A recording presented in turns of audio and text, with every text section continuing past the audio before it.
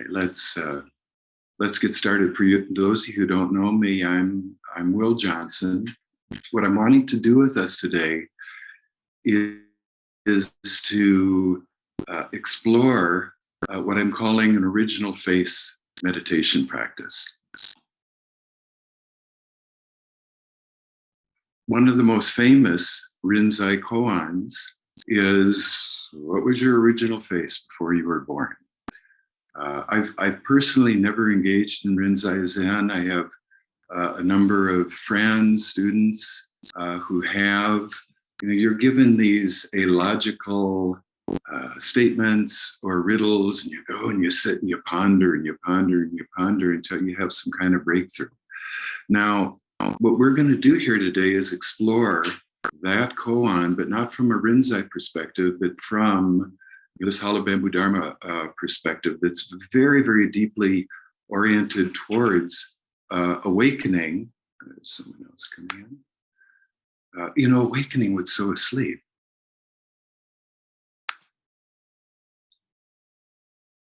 When we really start examining body and mind, we can see if we're not. People are still coming. We can hear someone, Wolfgang, maybe off your microphone. Yeah, thank you.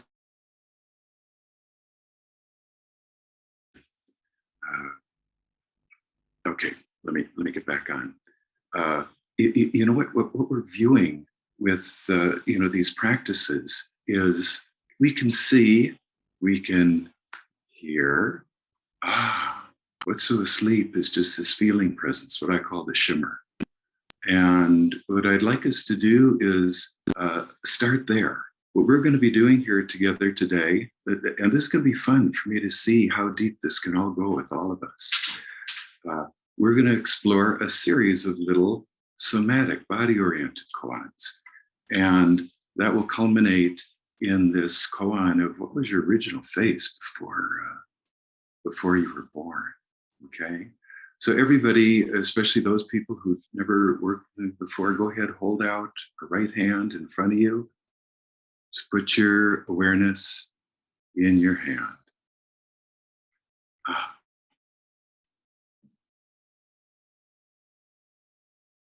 I don't know if we have a call or not. There's lots of you.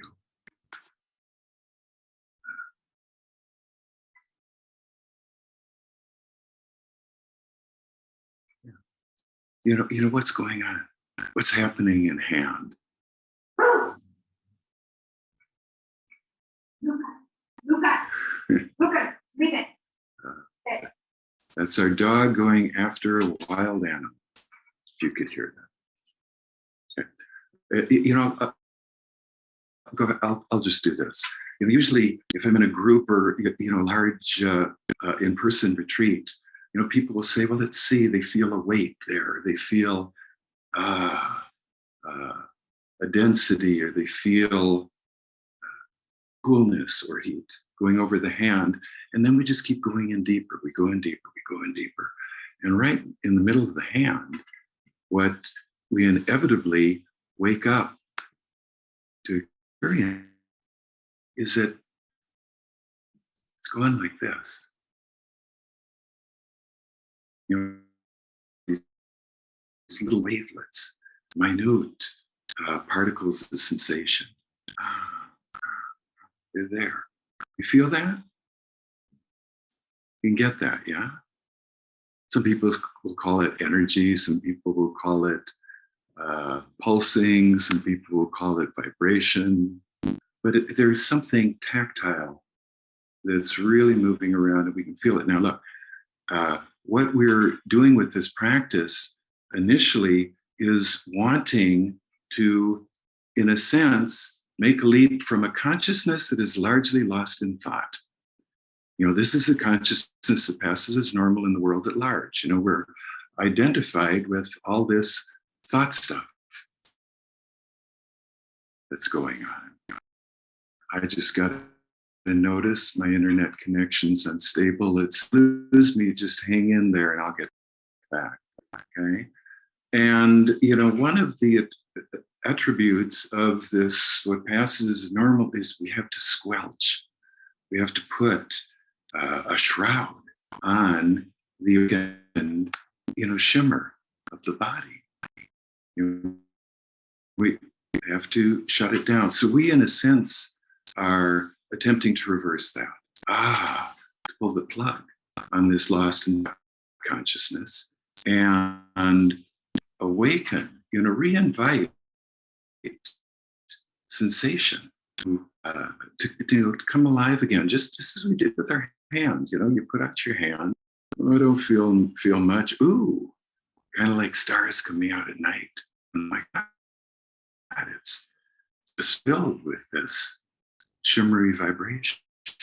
Buddha means to wake up. For me, what's so very asleep, this shimmering vibration is here. Why don't we feel it? Well, it's partly because we're identified with the lost in thought consciousness, and we will see it as that consciousness that makes it very difficult for someone to, in a sense, take off the mask and experience original face. So let's just start off here. Everybody, please come to sitting. Now, with this practice, I don't sit down to meditate. The sitting down is the practice.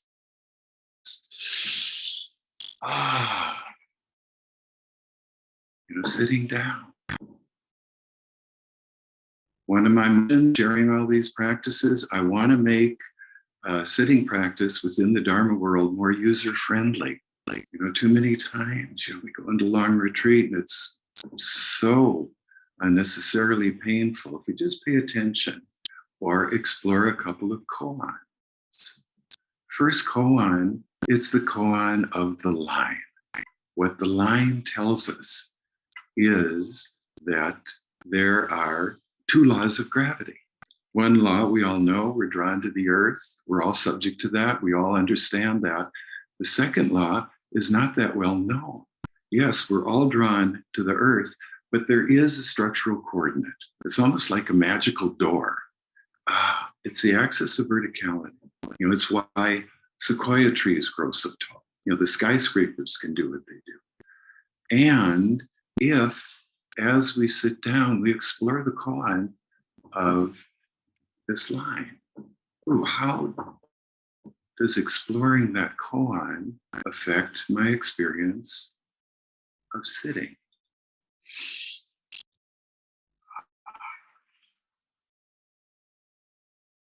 So I sometimes think, how tall can I be? Sitting is a noble gesture. We're sitting like the magnificence that we are. Or we could. How tall can I be? But it's not like a soldier standing at attention. How tall can I be just by playing with this notion of line and relaxing? So it's not this kind of thing. It's just playing with upright balance.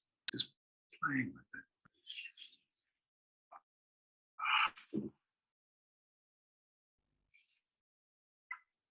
The very first instruction in the Satipatthana Sutta from the Buddha, the words, these opening instructions, are colors attributed to the historical Buddha himself.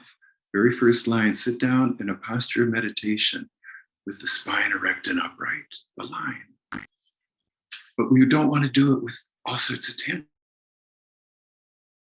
We want to find this line place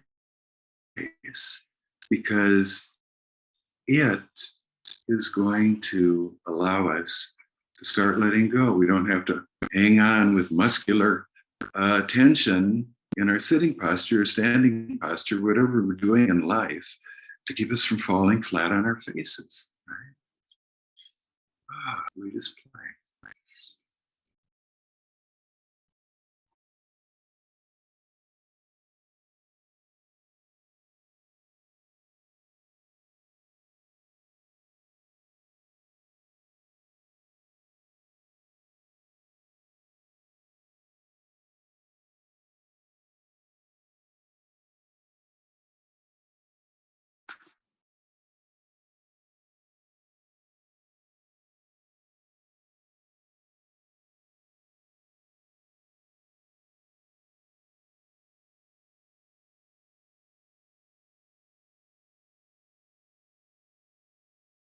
Uh, ah.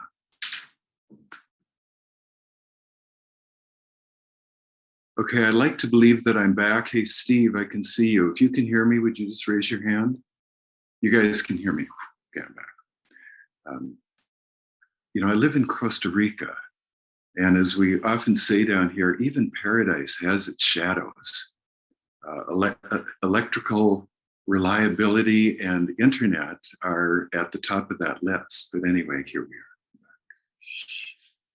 are. Okay, first koan, the line.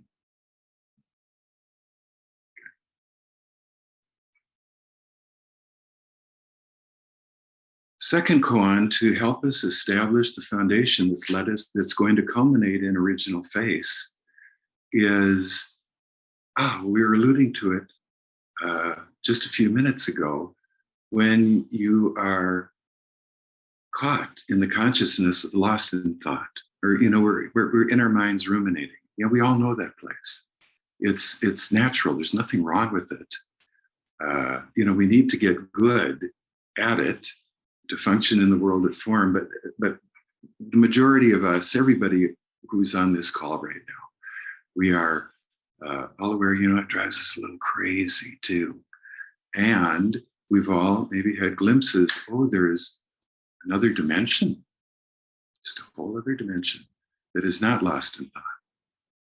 Okay, so second koan, let's start awakening what lost in thought puts to sleep.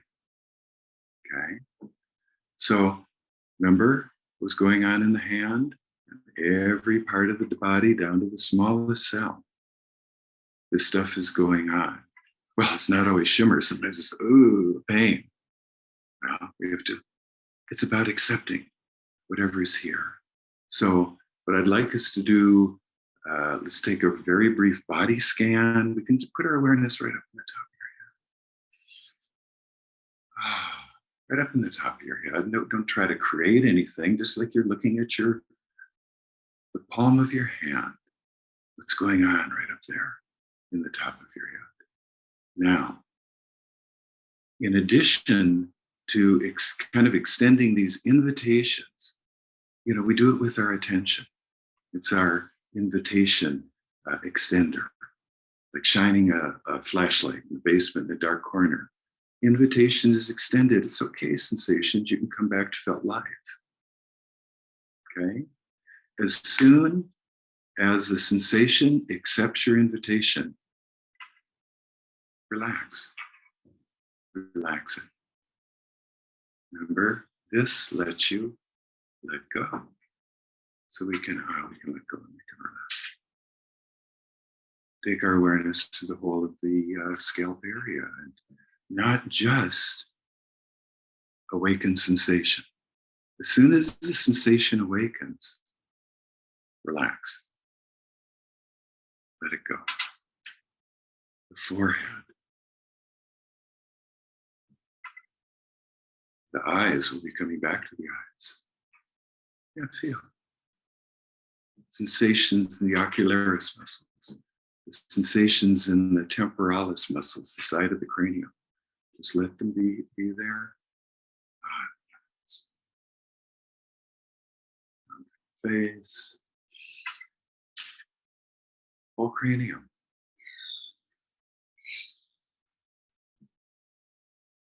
Sensations awakening. Relax. Throat. Neck. Shoulders. We're doing this very rapidly. Down through the arms. Right out the hands. Sensation rises and relax. And I'm just getting another internet and instability sign. We'll see what happens. I may have already lost you. No, I'm still here. We'll see. If we're going to have this issue with my internet today, as soon as I go silent, go for the practice.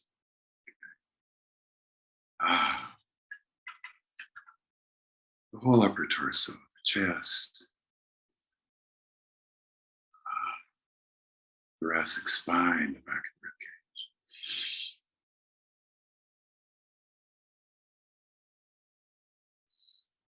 Go right into your diaphragm itself. Can you relax it? Really relax it. And look what happens to the breath. The image I love for this real letting go through the diaphragm is, manta rays, wings. Oh, swimming through the water.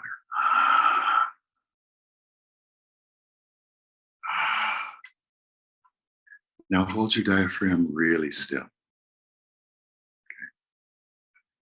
Really still. What just happened to your breath? Okay.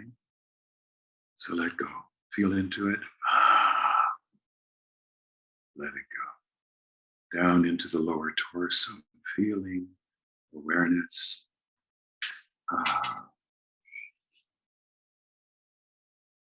Down into the pelvis. All the way down your legs.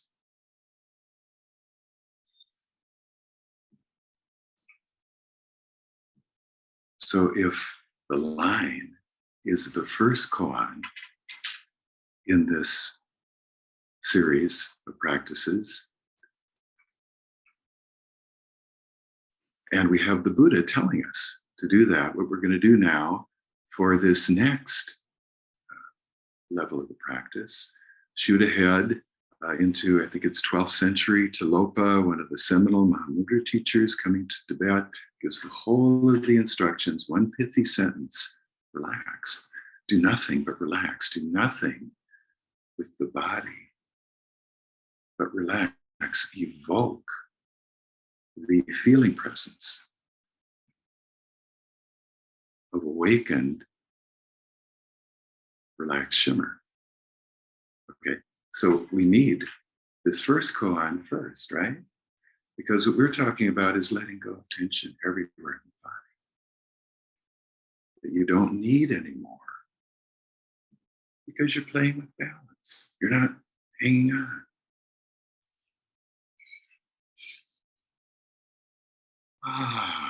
Okay. So I can take my awareness through my body and evoke this presence. It's palpable. It's as palpable as the shimmer in your hand. It's everywhere. It is your awakened incarnation. Okay.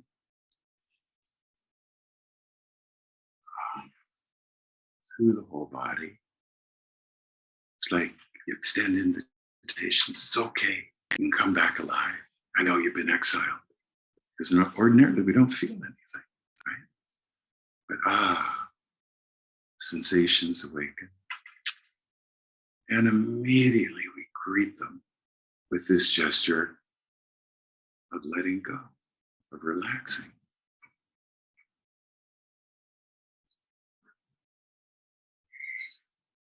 That we're able to do because remember I said we're sitting down not to begin a meditation. The sitting down is the practice.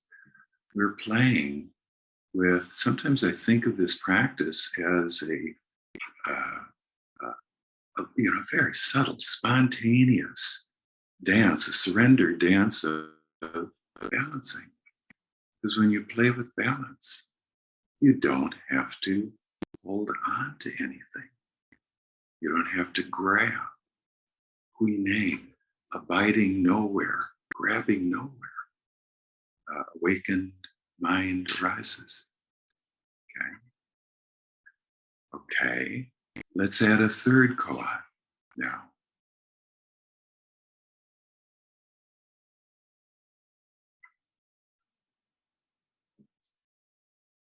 Okay, good. I'm still stable. It's an interesting line because in this practice, you find your stability through what we're about to explore, which is the understanding. And I've said this a lot. This is the most radical piece I bring to the Dharma conversation. It's my insistence that if we're truly to follow Tilopa, and relax, then moment to moment, as we breathe in, as we breathe out, the body we have to allow these spontaneous motions to occur throughout the body, not sit like a stone garden statue, so that,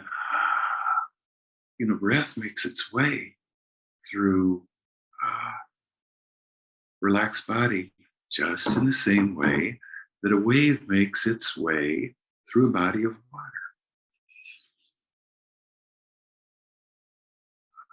So relaxation leads right into this third koan that comes back again to the Satipatthana Sutta. In the Satipatthana Sutta, and I'm going to do I'll get into this in the upcoming retreat, but at some point I might do this as a separate practice. The Satipatthana Sutta, the instructions, after you sit down with your spine upright, you start observing your breath. Okay? We all do that. Nostrils, front belly wall, the front of the body. But then it gradually expands naturally until this altogether remarkable culminating instruction on the part of the Buddha that as you breathe in through the whole body. You're not just isolating, narrowing. No, it's expanding. It's opening. I know of very few, Dharma schools that, focus on the first level of instruction, and look, it's very good practice. You get a lot from that, right? But don't then go on to this notion of breathing through the whole body. Now, to do that, and the first thing we have to do is awaken the body. There's no way. I can't figure how one would possibly do that without exploring the first two koans, playing with the upright and inviting relaxed awareness to start happening. So we have more of a sense of the whole body. But the second piece to that is that we have to allow motion, so the body becomes very amoeba-like.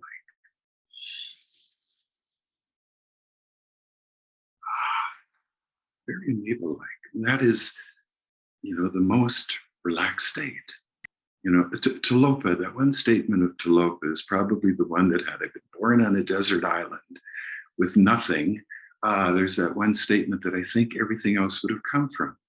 Because if you are going to relax completely, you have to play here. Because if you're here, you can't relax completely, right? And if you're going to relax completely, it's not a one-off gesture. It's not like, I've let go. Oh, and now I'm here frozen.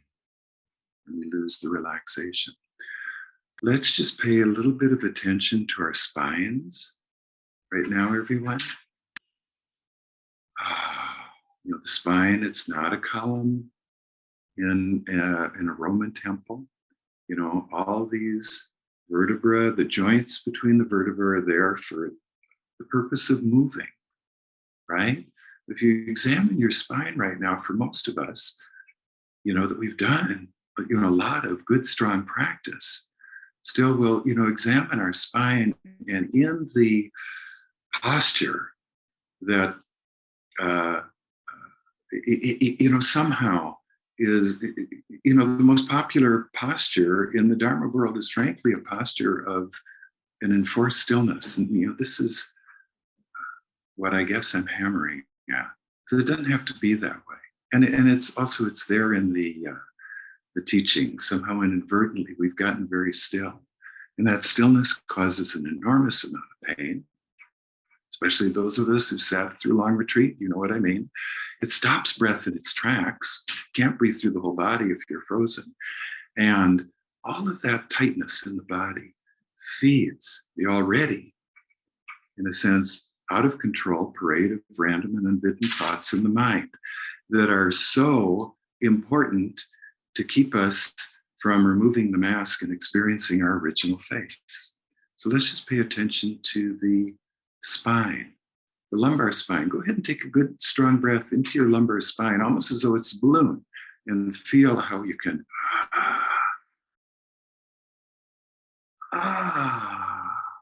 lumbar spine can kind of lengthen. Yeah.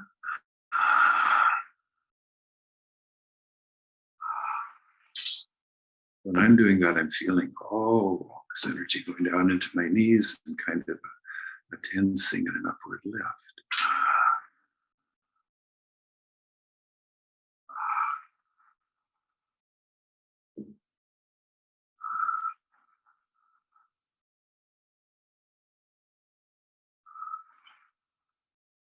Okay.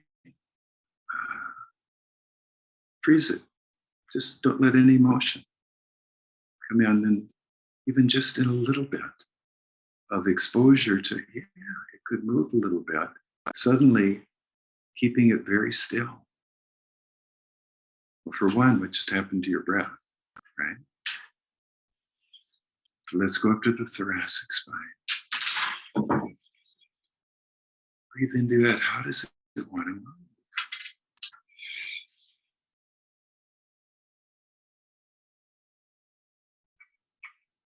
Oh, sometimes I feel the motion coming in. I feel, oh, it wants to stretch.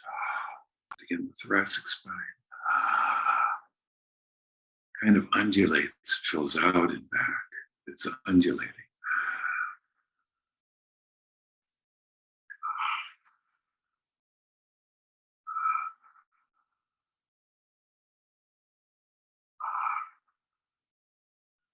Now go and just hold your upper torso really still.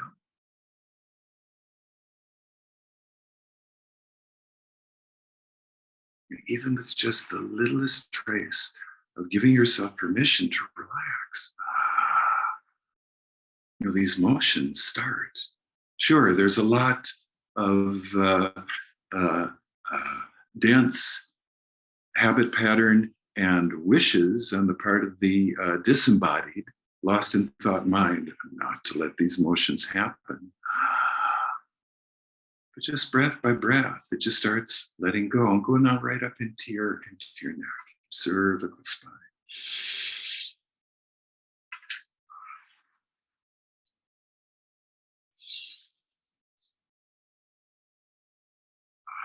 And that lengthens and shortens and moves. The head bobs up and down.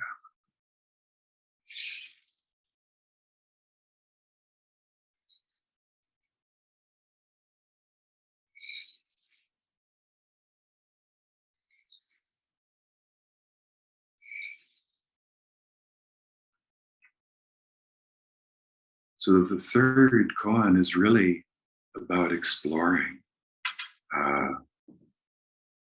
all of this subtle, spontaneous, completely natural motion, like an amoeba, that starts occurring in a body that takes Tilopa to heart.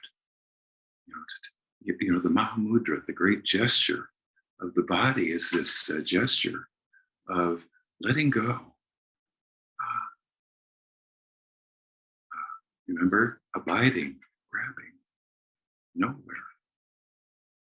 Okay, so let's just play with all three of those for a little bit, just for a few minutes. Just you might want to just explore the line. You might want to just awaken relaxation through the body. You might just want to, wow, that was very cool in my spine. I want to see what happens. Oh, it's not just in the spine, it's happening throughout the body. Play here for a couple of minutes, everybody, and then we'll move on. The onset of inhalation for me is a complete letting go. No more bracing anywhere in the body because I don't have to. I'm playing with this dance of balancing.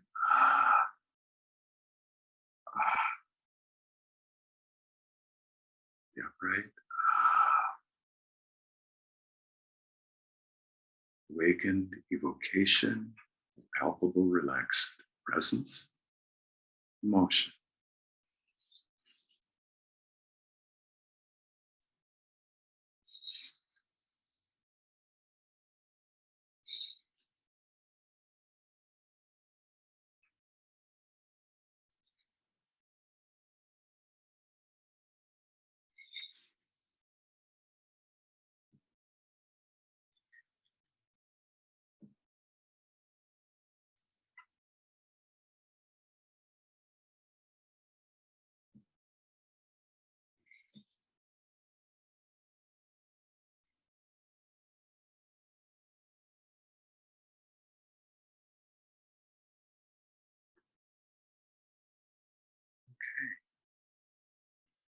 So if you haven't done so already, everybody open your eyes.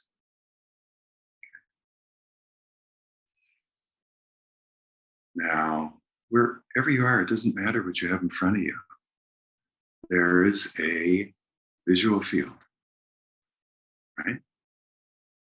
And you kind of see it as three-dimensional, and it very convincingly looks like it's out there separate from me and here. I mean, doesn't it? It does. In the world of form, all objects are out there separate from me and here. This is the consciousness of separation, that Rumi speaks of. This is the quality of consciousness that passes as normal. These thoughts, we're identified with the speaker of those thoughts. That's who I think I am. We've been called the speaker of those thoughts, I. Right? But it's not the only quality that's available to us. But just let yourself sit here for a minute, let go of what we were doing and just look out there. Just really look. Let the visual field draw the objects, draw you out to yourself. And look at the visual field, okay? As you normally do. And actually, kind of as you normally do when you're lost in thought. That's where I'd really like us to start. Kind of in that place, I'm in my head. I've got all that thoughts. That's me, all right. And then I'm kind of looking out there. Oh, yeah. Okay. Now, please stay doing that. And without changing anything or without trying to resolve anything, just put your awareness in your cranium and especially in your ocularis orsi muscles and in the side of the temporalis muscles.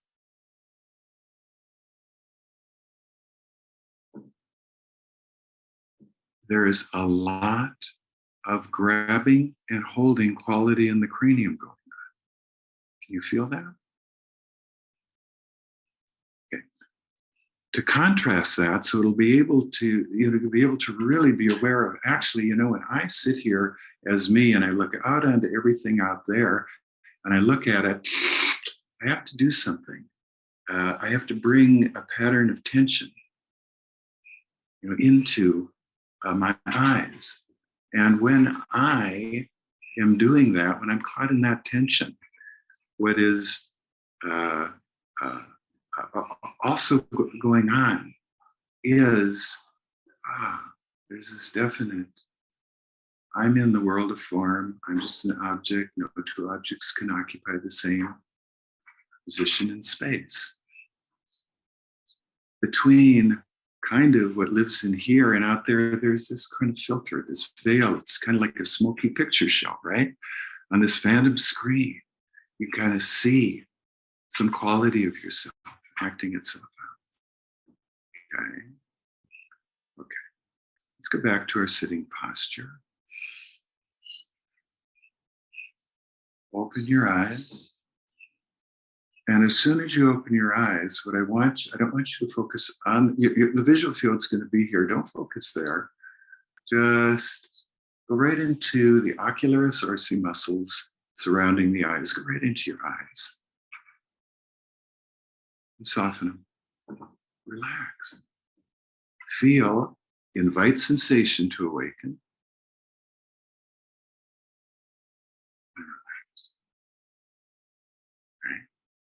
Whoa, there's something that starts getting grounded in a place of relaxed, awakened sensation. Okay, now let's add the sides of your cranium. As soon as I do that, something has to happen here as well. So in a sense, what we're doing is kind of taking a lid off of what? The conventional holding pattern that allows you to function within the consciousness that passes as normal in the world at large. It is out of touch with what we're doing right now. Okay? So the eyes kind of, you feel it. Go right into that feeling place. You kind of go back. You take a step inward from this smoky screen of self-image that lives out in the front of us. at the front of our heads, sometimes even projected out in the front of our face. Going right back into the feeling presence. So we're feeling it. And we're softening. Relax. Oh, wow. Okay, now that your eyes are open, stay in that more interesting, perhaps, relaxed space, and don't look out at the visual field. Let the visual field come to you. Let the visual field come right into your, frankly, the shimmer that's going through the cranium with relaxed eyes, relaxed cranium. Okay. Okay, and a bit more. Without changing anything. You're not going to grab anywhere. You're still in this relaxed place. Pay attention. Make sure that everything way out to the left and way out to the right, the peripheries, you've got them, right? And up and down.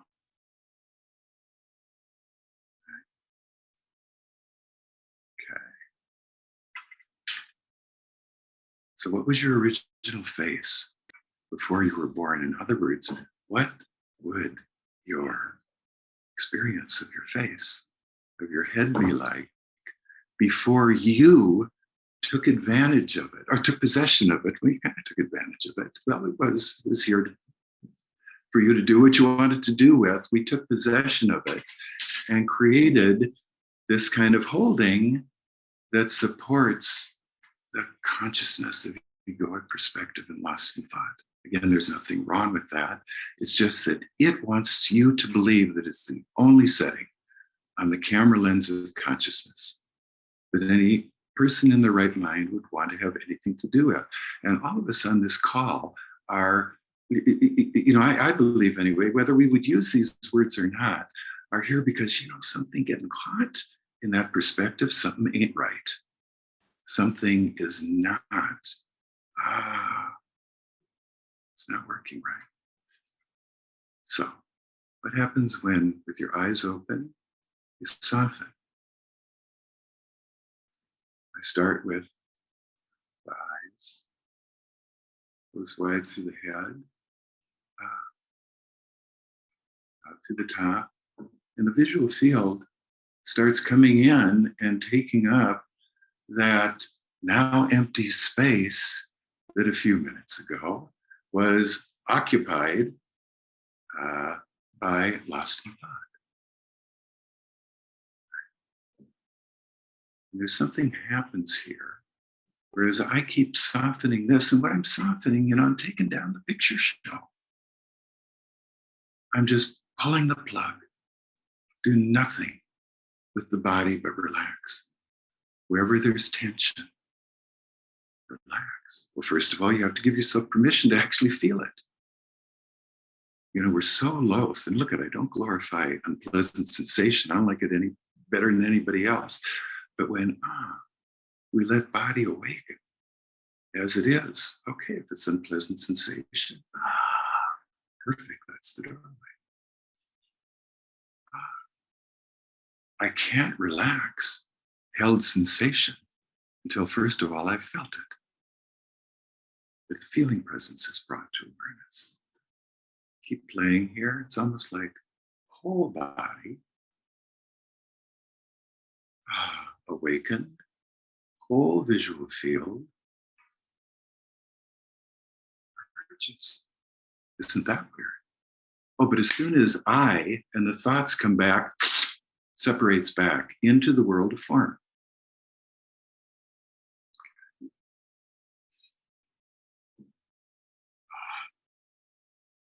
What was your original face before you did all of these kind of tensings and holdings to make sure you abide within your particular egoic perspective? Hey, listen, it's one of the things, it's one of the who's that we are.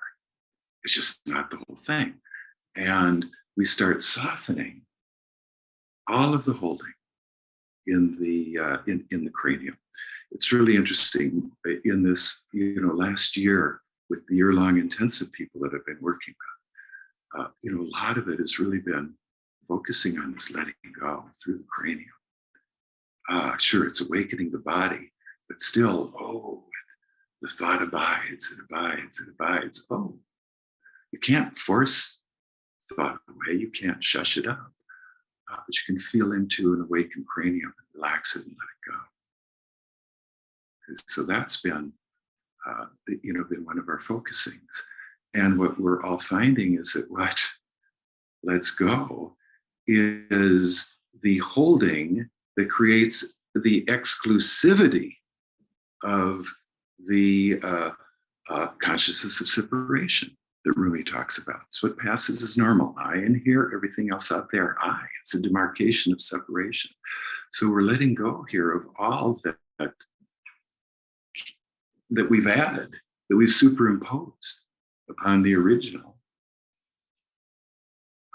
The visual field comes rushing in. I disappear. And I know I'm throwing a lot at you in a short period of time. This is what we often take days exploring in the longer retreats. But visual field is here. I disappear. And I slip into this dimension that I refer to as the Great Wide Open. Okay. William James, the great American religious philosopher, talked about it as shusness, not consciousness. Shusness, just no I is there, but wow, there's this lovely awakened state that's available to human beings. Advaita Vedanta, the non-dual state. The Sufism, the river where the I disappears. For me, this is our natural condition. Now, look, I took you through a lot of different steps here.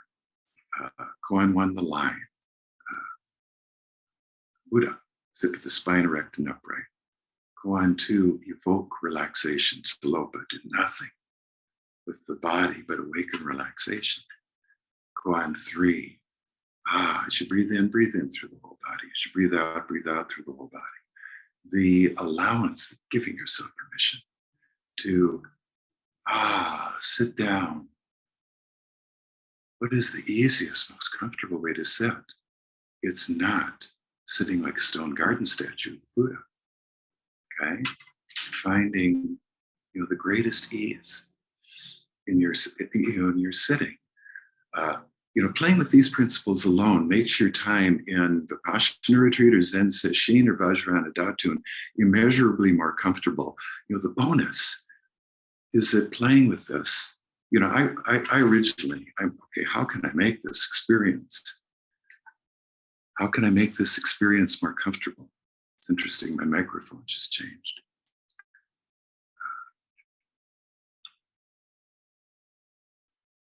And the bonus is realizing you go much deeper into the revelation realms of what the practices are designed. You can play with what I call original face meditation on its own, anywhere, anytime. And if you're out in, public, you just soften your eyes, just see what it's like to be in a social situation where you actually soften your eyes and let go of the awareness of the awakened holding in your in your head, right? And then realize that the more that you pull the plug on the consciousness of lost in thought. Remember Thich Nhat Hanh, his first response when asked, came over from Vietnam, landed in France, what's your first impression of Western civilization? Lost in thought. Well, to be lost in thought, we have to create a kind of holding pattern, tensioning, bring tension into the tissues through the body, or you can't be lost in thought. That's how you create lost in thought. But we're going to follow Tilopa, who said, well, let go of all that. Let's let it go. Just let it go. relax it. Then let's see what kind of consciousness comes. Oh, this screen here starts dissolving. In fact, oops, where did I go? Oh, that consciousness isn't there. It's just kind of floating in this, this beauty, really, this relief that I call the Great Wide Open. So that was fun. I want to open this up to people. Questions. Come on, guys, pepper me with questions. I really enjoy interacting with you. All you have to do, just on your own, click your mute button so that you're live, and then just start talking.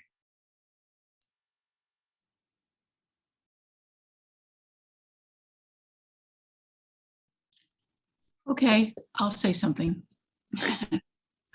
This experience reminds me so much of my childhood and even my before I formed a proper container. The soft eyes, I would be drifting out into space, into emptiness, into the world, and be called back. My mother used to say, Patricia would rather watch the leaves fall than do her chores. And so to me, it was really revelational to my lifetime experience of having been never having lost this. And it explains why yoga and meditation is so natural to me. To me too, this is natural. To me, the quality of consciousness that passes as normal in the world at large, that's the altered state. It's literally altered. I've had to do kind of this or this or this or something to be able to go out there in the world and be that person who I wanted to project. Maybe I think of what are some of the extremes, a type A Wall Street lawyer or something, right? Or kind of a Hollywood I don't know, a glamorous, or a guy on the street. He needs some really good street creds, right? So we impose these kinds of unnatural conditions. And I think what I'm attempting to do here is kind of take us out of our unnatural, unoriginal straitjackets. Remember Hui Neng, abiding nowhere. In other words, releasing all the straps. Awakened mind arises. Awakened consciousness arises. Awakened awareness. It's not like, God, there's this enlightened thing. What is it to know? Is it just, it's just giving me more of a headache because I know I just feel how I'm groveling inside my head. So for me, more and more, it's just, wow, oh my goodness. It's just about letting go and being natural, being relaxed. A while ago, I think I said this in one of the recent Zoom ones that I did. I did a podcast interview with someone. And at the end, they said, in a nutshell, I see that what you're doing here, what you're bringing is a little bit of a different piece to the Dharma conversation. In a nutshell, what is can you say in one sentence what your central focus and technique is? And what came up for me is I said, honestly, I really feel the most powerful thing that I do, I guess someone has to say it, is give people permission to let go. We don't have to sit and kind of brace ourselves and try to put ourselves into any kind of mold, and we can start experiencing how much of a mold we are in, and we don't have to do that. We don't have to do that. And that, to me, that's not what the the practices are. And just even with Sit with the spine erect and upright. Do nothing with the body but relax. As you breathe in through the whole body. It's there. This is nothing that I kind of concocted out of my imagination. It's there in the traditional teachings, somewhere along the line. And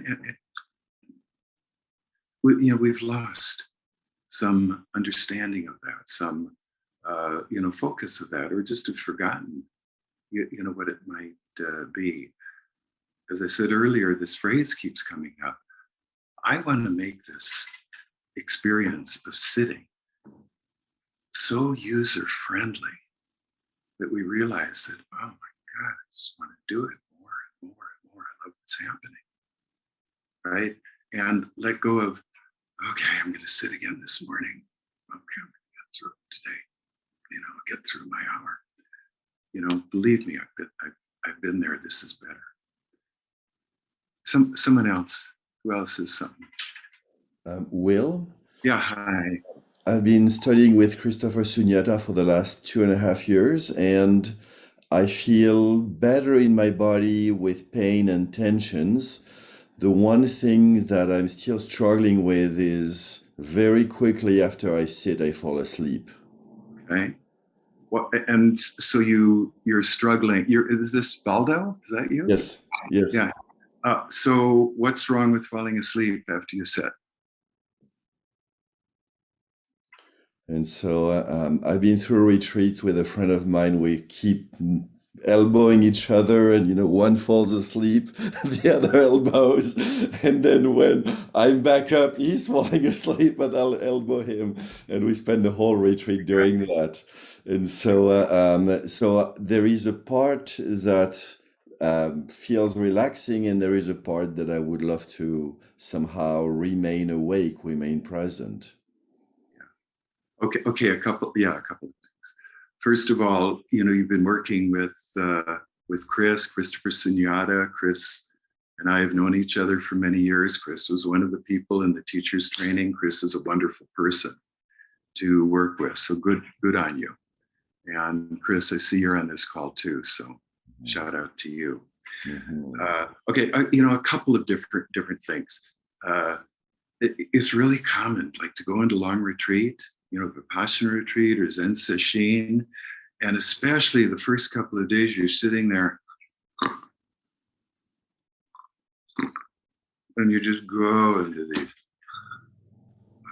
So that's actually a very real and totally legitimate first layer of awakened awareness, because most of us living life the way we're living it, we're exhausted. So it often happens. The other thing, if you're sitting like long retreat where you're doing 8, 10, 14 hours of sitting a day, or you're doing an hour a day, the body is unaccustomed. What we're talking about by playing with these koans, in a sense, it's a series of koans. We start from, we're just, I don't feel anything, I'm lost in thought. Okay, the line, relaxation, motion, original face. The original face opens it to everything, right? We start that, we're unfamiliar with my experience with people that I've worked with doing these practices. Yeah, it takes a little bit of time. Look at even in the short retreats, people by the end of the retreat, oh my God, they're getting there. Oh, that's this. Oh, I'm just letting go, and it's moving. Now look, I'm gonna guess, Valdo, because oftentimes in you'll hear people say, "Well, relax when you're sitting," and you kind of go into this kind of place.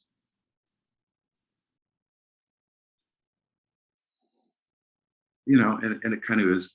It's down. It's down. Very, very light breath. It's actually easier in this kind of place where you just sort of let go. There's going to be tension in your body to hold you here.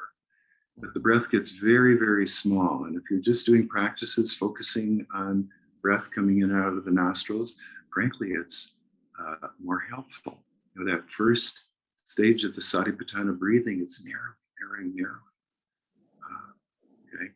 But in that, it's also kind of, it's very, very sleepy. when you give yourself permission to start, first of all, you're really inviting awaken shimmer, Buddha to awaken. Invite the awakened shimmer that is the experiential, palpable level of body. You allow that to waken up, and then immediately you start getting, oh my God, there's motion here. You don't go to sleep anymore. So that would be something that I would, that would be my guess. My guess, and it's not, it's all of us. This is gender non-specific, and especially those of us that have had a lot of good training. But Chris, I know, will be also hammering on that with you. We come out of traditional Dharma and we're pretty still, very sleepy, very sleepy, very sleepy. The other one, when I first heard you say that, I thought you were saying, I'll sit for an hour and then I've got to go to sleep. And I said, well, what was wrong with that? Also, there's nothing wrong with sitting and getting into this sleep thing. I'd love for you to recognize that when you're there, you're not breathing through your whole body. There's kind of a clunk that's gone down on sensations. And, it's not play with upright balance. It's a dance that you don't fall asleep from. But also, we also do a really, really strong, very strong breathing meditation that so strongly awakens shimmer and really also brings all the deep holding to the surface. 15 minutes of just playing with, frankly, what we've been doing here this morning, followed by 15 minutes. This is what I call hollow bamboo breathing, right? It's 15 minutes of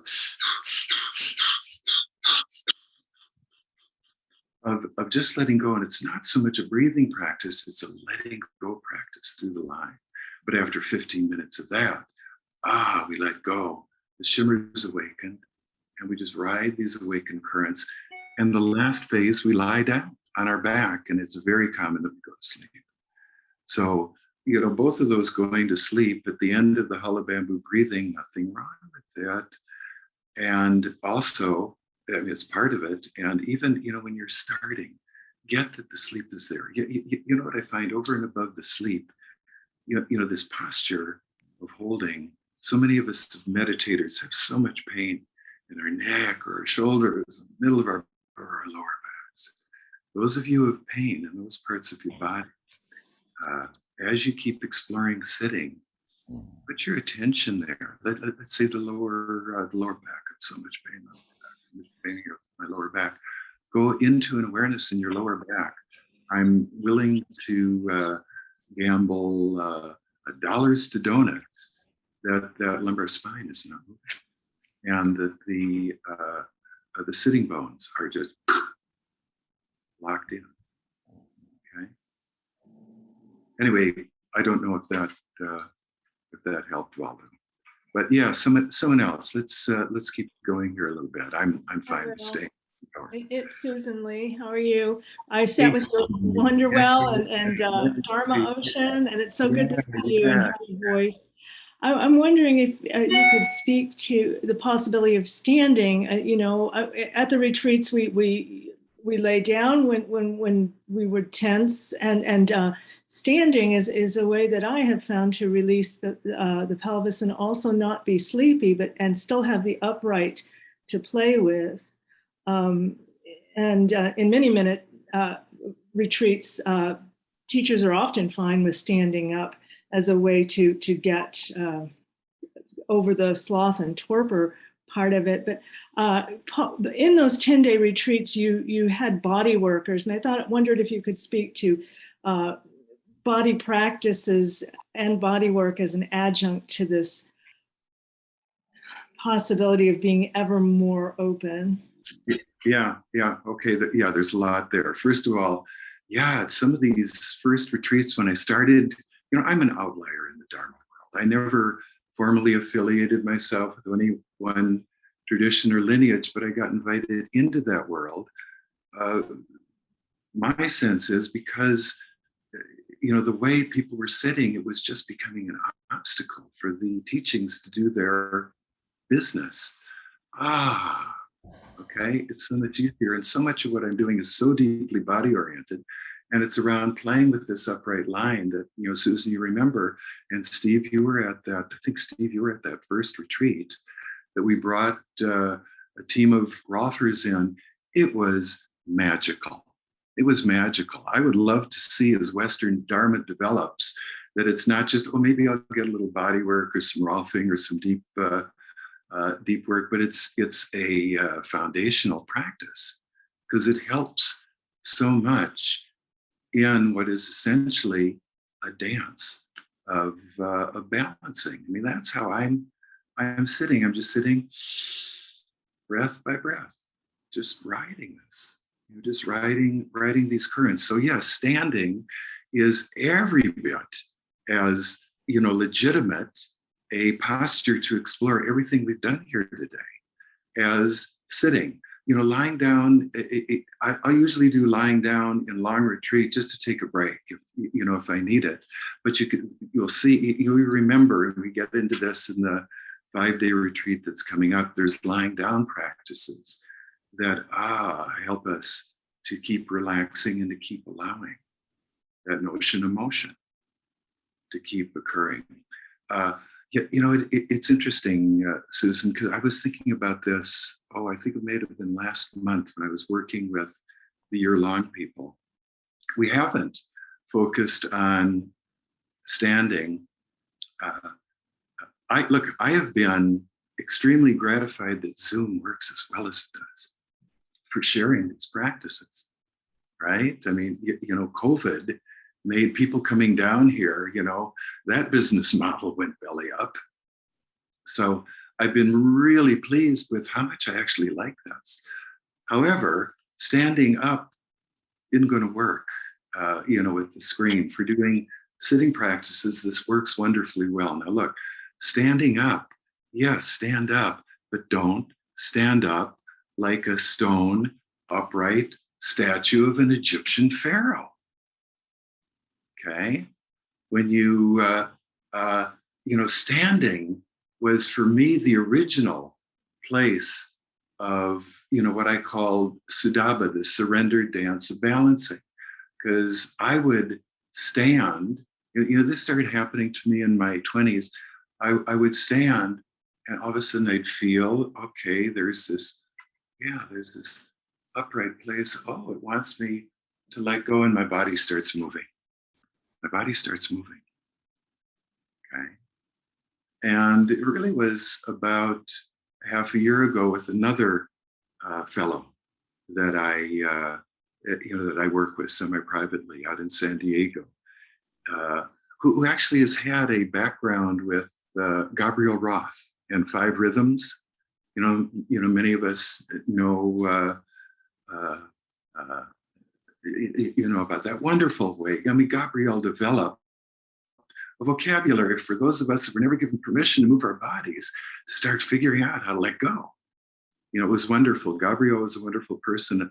I actually knew her personally. I would play music sometimes for her groups. Best music gigs ever with Gabrielle. But this fellow was saying, you talk about Sudaba, this surrendered dance of balancing, as what happens in the upright.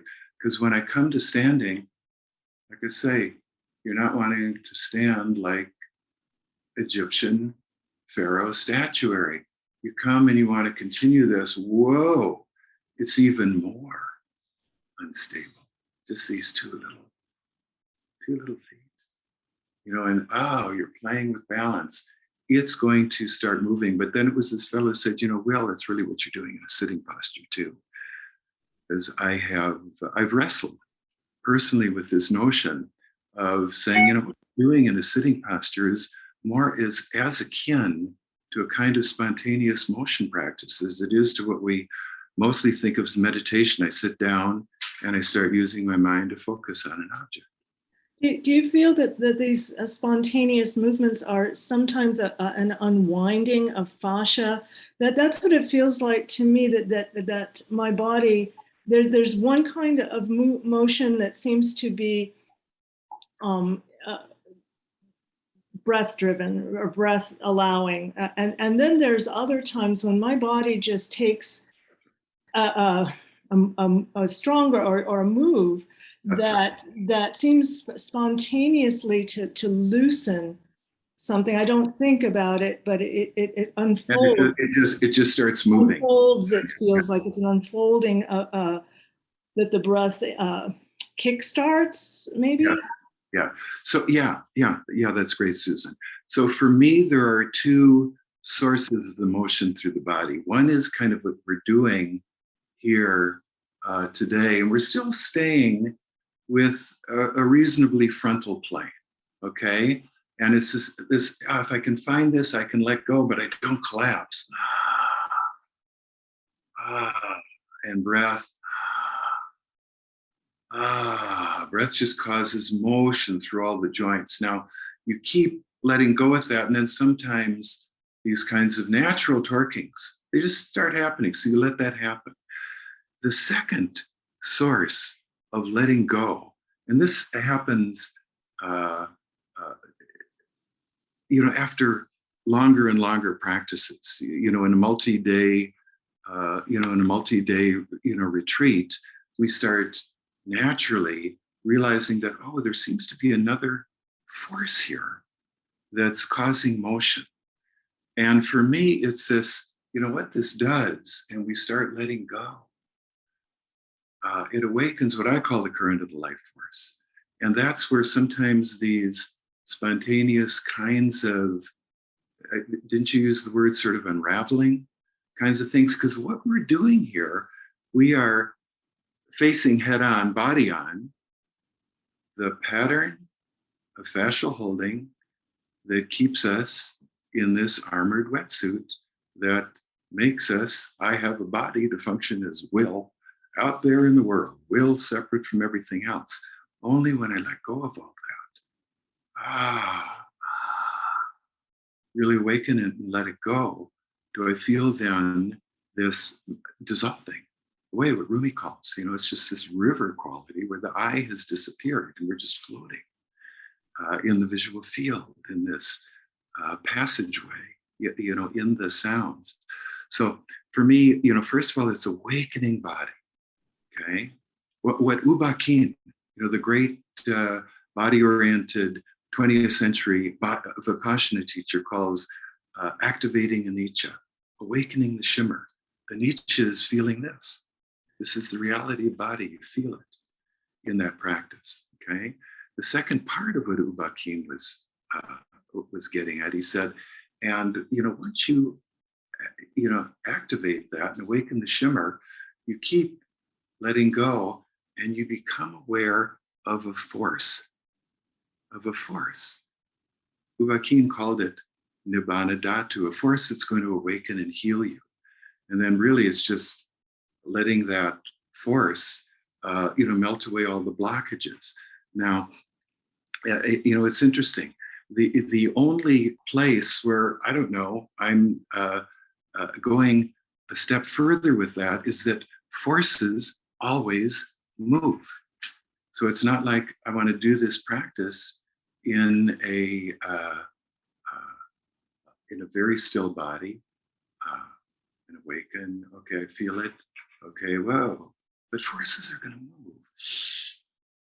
So sometimes it's not just the breath, and it's And this particularly happens in the strong breathing part of the practices when, some deep, it's almost like psychodrome. Sometimes things get, dredged up. So, to me, the motion is, it's the permission to let go. Okay. Does anybody want to shoot out one more, or else we'll stop here if someone has something?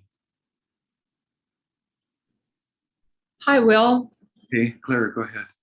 Yeah, thank you so much for this. And it's lovely to see everybody.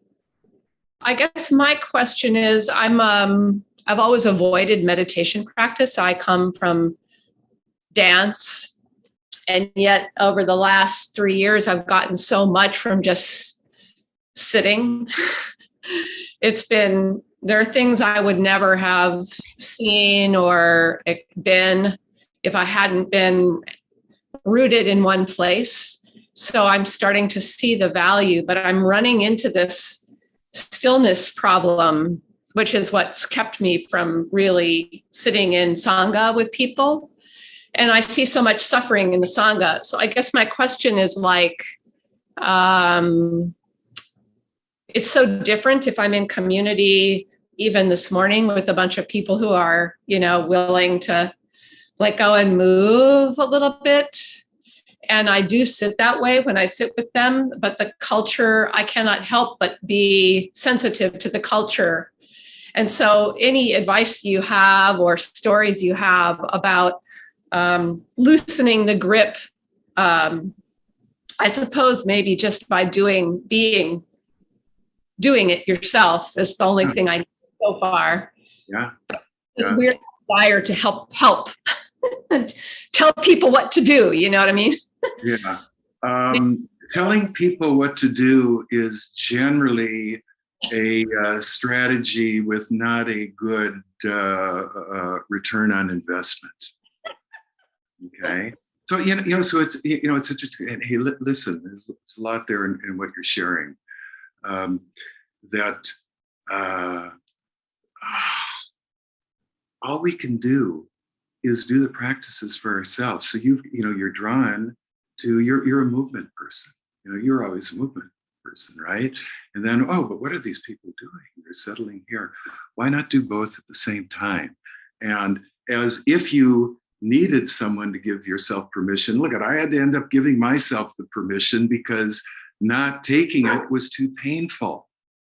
When all this stuff opened up for me, it was like, the upright line, it lets me let go. Oh my God, if I'm to stay relaxed, everything has to move. I think I said this recently. This is not where I envisioned this inquiry was going to take me in my lifetime.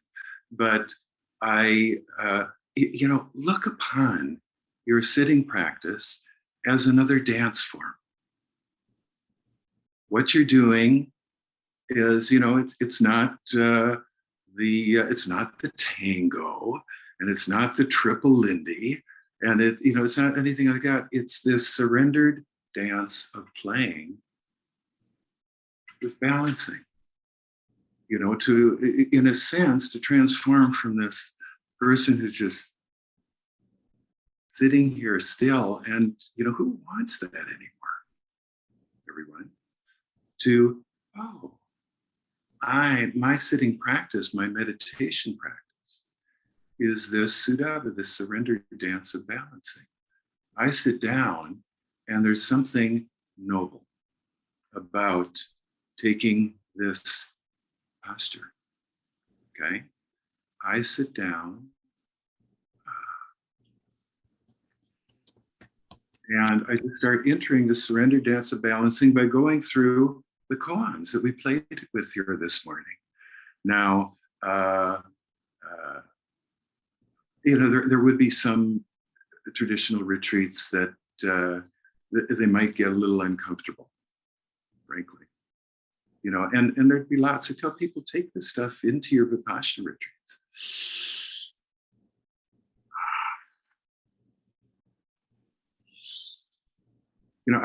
I too, it's interesting. When I was teaching with, larger retreats, I would sit down, okay? I would sit down and look out at this group of people. And, what do you see? People that are attracted to these practices, really good-hearted folks, intelligent, good-hearted, and sitting kind of still. So I could, you can just tell how much pain and how much struggle, and that pain and struggle subverts the ability of these Dharma practices to do what they're designed to do. So, I mean, it is interesting. As I said, I am, look, I love wisdom teachings. I've, been invited into the world in terms of giving back. I just want the Dharma world. Evidently, we all need permission to let go because we're not doing it, right? And here's simple ways. They're not so much techniques, they're koans, they're strategies. So do both, Claire.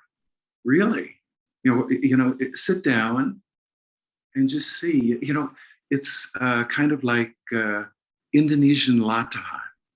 That was a practice where people they come to stand, and the next thing they knew, that motion come through. Or we've talked about Gabrielle Roth. There was also Emily Conrad. Her continuum was very much like what we're talking about here. Okay. All right, everybody. Thank you all for for today. I enjoy doing these. This will be the last one that I'm doing before the retreats. We've got 5 days coming up. I think it's the 22nd of July, 3 hours in the morning, 2 hours in the afternoon. If you want to really bite into these practices, enroll in the retreat. An enormous amount can happen in those 5 simple days, reorienting ourselves to, frankly, this new way of being in our bodies and this new way of approaching awakening, Dharma practice. That's being followed up. I talked about this very strong breathing practice we do. We'll be exploring that probably towards the end of the retreat, but in August, as a separate or conjoined retreat, we're going to do 3 very intensive days. 3 hours in the morning, 2 hours in the afternoon, doing this full 1 hour practice twice a day for 3 days. I really encourage people to do both. So if you go on my website, www.embodiment.net, bring up workshops, scroll down to the Hala Bamboo Dharma retreat in July, the Hala Bamboo breathing retreat in August, you'll see there's a real price break for doing both. Until whenever we meet again, take care, all of you good folks. Like I say, enjoy hanging out here with you all. Good to see you, lots of new faces, nice to meet you. Till we meet again, take care. Ciao for now. Thank you. You're welcome, everyone.